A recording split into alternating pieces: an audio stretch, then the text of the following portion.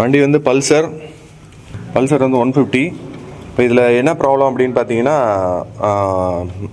Mi light வந்து எரிஞ்சிக்கிட்டே இருக்குது. நம்ம ஸ்டார்ட் பண்ணாலும் எம்ஐ லைட் எரிஞ்சிக்கிட்டே இருக்குது. ஓகே, நம்ம ஸ்டார்ட் பண்ணாலும் எம்ஐ லைட் எரிஞ்சிக்கிட்டே இருக்குது, அது ஆஃப் ஆக மாட்டேங்குது. இப்போ நம்ம இதை என்ன பார்க்க போகிறோம்னா லைவ் டேட்டா பார்க்க போகிறோம். இந்த லைவ் டேட்டா பார்க்குறதுக்கு V311 ஸ்கேனரு. இப்போ இதை வந்து உள்ளே போகிறோம்.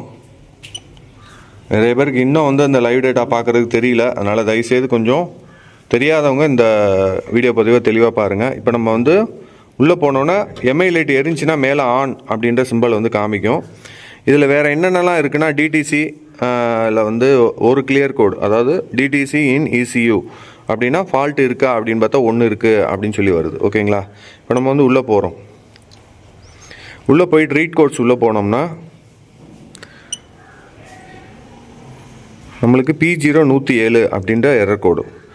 ஆல்ரெடி நம்ம வந்து இதை பற்றி இப்போ ஒரு 2-3-4 வருஷத்துக்கு முன்னாடியே அதை போட்டாச்சு. ஏன்னா அப்போ இருந்தும் இன்னும் வந்து அந்த வண்டியெல்லாம் வந்து கிளியர் ஆகலை அப்படின்றதுக்கு இன்றைக்கி வந்து எடுத்த டேட் வந்து பார்த்திங்கன்னா 25/11/2025 தருமபுரி மாவட்டத்தில் நம்ம ட்ரைனிங் சென்டரில் சொல்லி கொடுத்துட்ருக்கோம். இந்த P0107 எரர் கோடு வந்துச்சு அப்படின்னு பார்த்தீங்கன்னா இந்த மேனிஃபோல்டு அப்சல்யூட் ப்ரெஷர் சென்சார் வண்டி வந்து அடைச்சி போகும், எம்ஐ லைட்டு வந்து எரிஞ்சிக்கிட்டே இருக்கும். இது நீங்கள் சென்சார் வந்து யூனிட் நீங்கள் வந்து 3-in-1 சென்சார் மாற்றிடுவீங்க. அதுக்கு முன்னாடி நீங்கள் என்னென்னலாம் பார்க்கணும் அப்படின்றது தான் இப்போ தகவல். ஓகேங்களா, இப்போ நம்ம வெளியில் வர்றோம். இப்போ இதை பார்த்தீங்கன்னா டேட்டா ஸ்ட்ரீம் உள்ளே போகிறோம். View all data. அதில் வந்து பார்த்தீங்க அப்படின்னா EOTயோட டெம்பரேச்சர் வந்து 51 இருக்குது. Short term fuel trim, long term fuel trim, absolute manifold absolute pressure வந்து 0ல் இருக்குது பாருங்கள். இப்போ இது வண்டி ஸ்டார்ட் பண்ணாலும் நம்மளுக்கு வந்து அது ஏறணும். ஓகேங்களா, இப்போ அதை ஸ்டார்ட் பண்ணுங்கள். பார்த்தீங்கன்னா 0லேருந்து ஏற மாட்டேங்குது. வண்டி வந்து ஸ்டார்ட் ஆயிடுச்சு, 0லேருந்து ஏறாமல் அப்படியே தான் இருக்குது. ஓகேங்களா, ஆனால் இன்ஜின் RPM எவ்வளோ ஓடுது? 1500 ஓடுது. 1400-1500 ஓடும்போது 0விலே இருக்கும்போது வண்டி வந்து மேப் சென்சார் வந்து ஃபால்ட்டாக இருக்குது. ஓகேங்களா, நம்ம அடுத்த கொடுப்போம். இப்போ இதை பார்த்தீங்கன்னா வண்டி வந்து ஒரே செல்ஃபில் வந்து ஆகாது. நம்ம அக்சிலேட்டர் கொடுத்தா தான் ஸ்டார்ட் ஆகும். இந்த மாதிரி இந்த வண்டி வந்து அக்சிலேட்டர் கொடுத்து ஸ்டார்ட் ஆகிற வண்டிக்கு பார்த்தீங்கன்னா இந்த மாதிரி மேனிஃபோல்டு ப்ரெஷர் வந்து 0ல் இருக்கும் அப்படின்றத தெரிஞ்சுக்கோங்க. இப்போ அடுத்து வந்து பார்த்தீங்கன்னா டைமிங் இன் அட்வான்ஸ்ன்றது CKP சென்சார், இன்டேக் ஏர் டெம்பரேச்சர்ன்றது IAT sensor. Absolute throttle position வந்து பார்த்தீங்கன்னா 9.4 இருக்குது. ஏன்னா இதில் வந்து TPS நல்லாயிருக்கும், IAT நல்லாயிருக்கு. ஆனால் வந்து வேறு வழி இல்லை, நம்ம மேப் போயிடுச்சுன்னா செட்டாக தான் மாற்றி ஆகணும், வேறு வழி கிடையாது. ஆக்சிஜன் சென்சாரோட அவுட்புட் வோல்டேஜ் பாருங்கள் 1.12 அப்படின்னு வருது. ஓகேங்களா, அடுத்து வந்து டிஸ்டன்ஸ் எவ்வளோ தூரம் ட்ராவல் ஆகிருக்கு இதே ப்ராப்ளத்தினால 131 கிலோமீட்டர் வந்து ஓடி இருக்குது. ஆனால் அதுக்கு முன்னாடியே வந்து கிளியர் பண்ணியிருப்பாங்க, பார்த்துட்டு விட்டுருப்பாங்க. ஓகேங்களா, இதுதான் இப்போ நம்ம இதை என்ன பண்ண போகிறோம் அப்படின்னு பார்த்தீங்கன்னா வண்டியில் வந்து நம்ம இந்த மேப் சென்சார் 0 ஃபால்ட்டுக்காக நம்ம 3-in-1 சென்சார் கலட்டி நம்ம மாட்ட போகிறோம். ஓகேங்களா, நம்ம வந்து ஒரு இந்த த்ராட்டில் பாடி கலட்டுறதுக்கு முன்னாடி நிறைய பேர் வந்து பார்த்தீங்கன்னா சார் இது கொஞ்சம் ஈஸியாக கலட்டுறதுக்கு ஏதாவது மெத்தட் இருக்கா அப்படின்னு நம்ம என்ன பண்ணோம், இந்த ECU வந்து ஃபஸ்ட்டு வந்து ரிமூவ் பண்ணிக்கிறோம். ECU நம்ம ரிமூவ் பண்ணிவிட்டு மேலே இருக்கக்கூடிய இந்த வால்வை மட்டும் கழட்டிட்டீங்க அப்படின்னா ரொம்ப ஈஸி, கொஞ்சம் ஃபாஸ்ட்டாக வந்து கழட்டிக்கலாம். இந்த ஃப்ளவர் அலங்கியை வந்து போட்டு இதை நம்ம கழட்டிட்டோம் அப்படின்னா கொஞ்சம் ஈஸி. இதில் மேலே இருக்கிற டியூப் வந்து மட்டும்தான் கனெக்ட் ஆகிருக்கும், கீழே இருக்கிற டியூப் வந்து டம்மி, அதில் வந்து ஒரு ஃபங்க்ஷன் கிடையாது. மேலே இருக்கிற டியூப் மட்டும்தான் நம்மளுக்கு வந்து கனெக்ஷனில் இருக்கும், அதையும் நம்ம ஞாபகம் வச்சுக்கணும். இது பார்த்திங்கன்னா நம்மளுக்கு இந்த T25 அப்படின்ற நம்பர் தான் வந்து நம்ம கழட்டியிருக்கோம். ஓகேங்களா, அதை வச்சு தான் நம்ம கழட்ட போகிறோம்.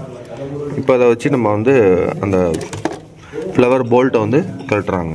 இப்போ வந்து அவர் கழட்டிக்கிட்டு இருக்காரு. நம்ம அதுக்குள்ளே வந்து இது எதனால் அந்த ஃபால்ட் வந்திருக்கு அப்படின்றத நம்ம பார்ப்போம். இது பார்த்தீங்கன்னா ஸ்பாஞ்ச் வந்து உங்களுக்கு மேலெல்லாம் பார்த்தீங்கன்னா அந்த ஸ்பாஞ்சில் ஆயில் தெரியாது. இது கம்பெனிலேருந்து வந்தபோதே அப்படியே இருக்குது பாருங்கள், எவ்வளோ ஆயில் இருக்குது பாருங்கள். இந்த ஆயிலோடு இப்படி போச்சு அப்படின்னா கண்டிப்பாக அடுத்த சென்சாரும் வந்து போயிடும். இப்போ புதுசு மாட்டும் போதும் போயிடும். அதனால் நீங்கள் என்ன பண்ணணும் அப்படின்னு பார்த்தீங்கன்னா இது வந்து இந்த ஆயிலை வந்து என்ன பண்ணணும், தொடச்சிட்டு தான் மாட்டணும். இது டார்ச் லைட் அடிங்க உள்ள. இது பார்த்தீங்கன்னா உள்ளேயும் வந்து எவ்வளோ ஆயில் இருக்குன்னு பாருங்கள். இந்த ஆயிலையும் நல்லா தொடச்சிட்டு இது வரைக்கும் நல்லா எல்லாம் கம்ப்ளீட்டாக தொடச்சிட்டு தான் பண்ணணும். இப்போ இந்த ஆயில் வந்து இருக்கிறதுனால, ஏன்னா மேப் சென்சாரை பொறுத்த வரைக்கும் ஆயில் வந்து இருக்கக்கூடாது அப்படின்றது தான் ஒரு தகவல். ஏன்னா இதை பண்ணிவிட்டு க்ளீன் பண்ணிவிட்டு அதுக்கப்புறம் தான் புது சென்சார் வந்து மாற்றுறோம். கழட்டியாச்சா ராஜா? இதை பாருங்க, இதை வந்து இப்போ மேலே அது வந்து அந்த வால்வு வந்து கழட்டிட்டார். ஓகேயா?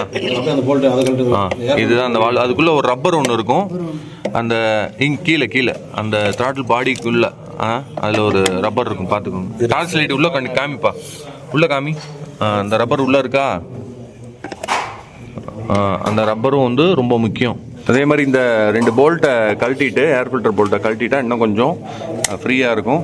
இப்போ நம்ம த்ராட்டில் பாடியில் இருக்கக்கூடிய அந்த ஸ்க்ரூஸ்லாம் வந்து லூஸ் பண்ணிக்கோங்க. லூஸ் பண்ணிவிட்டு ஈஸியாக வந்து கழட்டிடலாம். இப்போ இதில் வந்து பார்த்தீங்கன்னா 2 பர்ஜ் வால்வு இருக்கும். ஏன்னா நான் போன வீடியோவில் நான் சொல்ல மறந்துட்டேன். இதில் வந்து பார்த்தீங்கன்னா இங்கே ஒரு பர்ஜ் வால்வு வந்து இந்த ஐடியல் ஏர் கண்ட்ரோல் வால்வு மாதிரி அது வேலை செய்கிறதுக்காக. அங்கே வந்து பார்த்தீங்கன்னா அங்கே ஒரு பர்ஜ் வால்வு இருக்கும். இது வந்து பார்த்தீங்கன்னா அடுத்த பர்ஜ் வால்வு. ஓகேங்களா? இதுதான் உண்மையிலே வந்து கேனிஸ்டர்லேருந்து வரக்கூடிய இதை வந்து கொடுக்குறது. இது வந்து அந்த பிளாஸ்டிக் வால்வு, அந்த வால்வை கொடுப்பா. இந்த வால்வுக்காக, இந்த வால்வு வரக்கூடிய இந்த ஏர் இன்புட்டுக்காக ஒரு தனி வந்து பர்ஜ் வால்வு. ஓகேங்களா?